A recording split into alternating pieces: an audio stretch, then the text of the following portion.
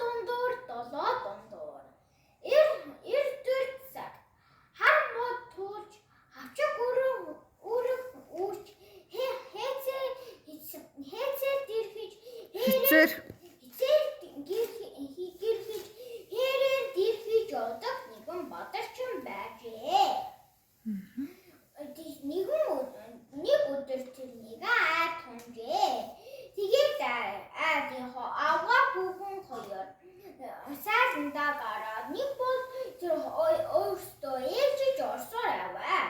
Орохдоо тогоотой байсан будаа руугаа сав тагш дүүрэн цацаад хэмжин үнийг харсан бадарчин.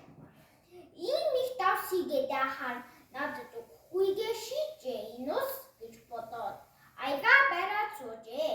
Тэгснээ тэр хоёрыг хараагүй байхаагүй өнөө давстайгийн бүр бүтэн аягтай бүтэнгээр нь тоглоо хийж орхов.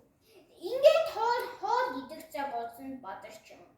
Энэ одоо амсгийн аргагүй шоолог болсон доо гэж бодоод надад дундуур хийгээрэй гэжээ. Тэгжээ дахиад дундуур хийсээр альцүүлээ. 7 ай дундуур идэж гинэ. Гэхдээ нөгөө аваа хүүхэн хоёр.